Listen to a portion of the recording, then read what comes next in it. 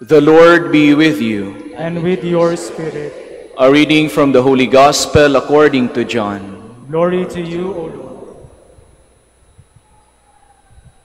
Some in the crowd who heard these words of Jesus said, "This is truly the prophet." Others said, "This is the Christ." But others said, "The Christ will not come from Galilee, will he? Does not Scripture say that the Christ will be of David's family and come from Bethlehem, the village where David lived?" So a division occurred in the crowd because of him. Some of them even wanted to arrest him, but no one laid hands on him. So the guards went to the chief priests and Pharisees, who asked them, "Why did you not bring him?" The guards answered, "Never before has anyone spoken like this man." So the Pharisees answered them, "Have you also been deceived? Have any of the authorities or the Pharisees believed in him? But this crowd, which does not know the law, is accursed." Nicodemus, one of their members who had come to him earlier, said to them, "Does our law condemn a man before it first hears him and finds out what he is doing?"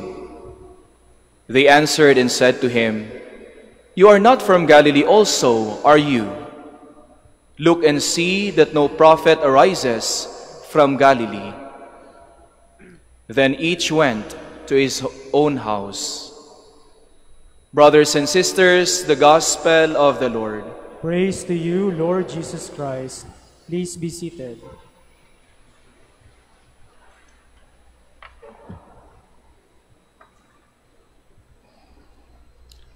Habang patuloy na ginagampanan ng ating Panginoong Hesus ang kanyang misyon, ang pagpapahayag ng mabuting balita at paghihikayat sa mga tao magbalik loob sa Ama, marami ang nahihikayat, ngunit marami din ang nagdududa.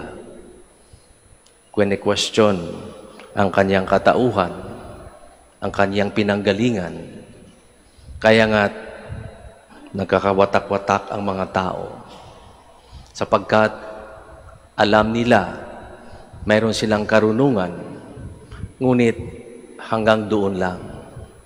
Hindi lumalalim ang kanilang pananampalataya sa ating Panginoong Hesus.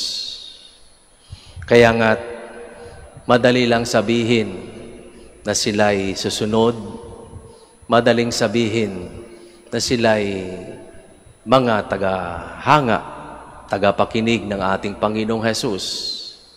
Ngunit ang kanilang puso ay malayo pa rin sa Kanya.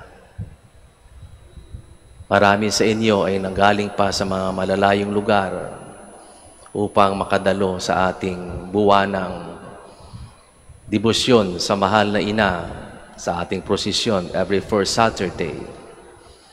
At siguro'y hindi lamang kayo naririto sapagkat narinig nyo na mayroong prosesyon, mayroong debosyon. Ngunit kayo na parito sapagkat kayo'y sumasampalataya sa ating Panginoong Hesus at sa tulong sa pamamagitan ng ating mahal na Ina, na kahit agising ng maaga, malayo ang pinanggalingan, alam natin ang ating ginagawa.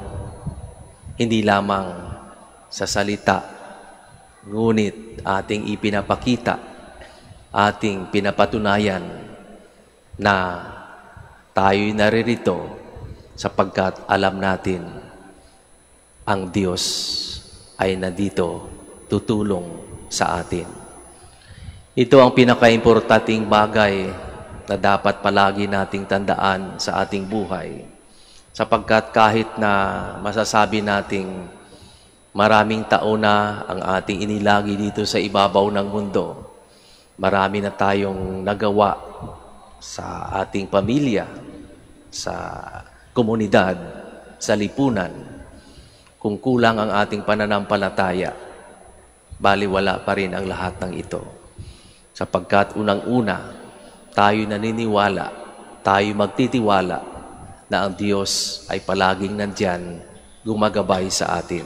Kaya nga't narating natin ang estadong ito ng ating buhay sapagkat hindi dahil tayo magaling o madiskarte, kundi dahil tayo'y sumasampalataya na ang Diyos ay palaging gumagabay sa atin. Kahit ipagdasal natin sa misang ito, nawa kahit na marami pang mga haka-haka, kahit marami pang pagsubok din ang dumating sa buhay ng bawat isa, sa ating personal na buhay, sa ating trabaho, sa ating pamilya, ay palaging mangingibabaw ang ating pananampalataya sa Panginoong Diyos. Nandyan siya at ang ating pagdedebosyon sa mahal na ina na tayo'y kanyang palaging ipamagitan. Ito ang ating dasal at nawa ay palagi nating mararamdaman ang presensya ng Diyos sa ating buhay.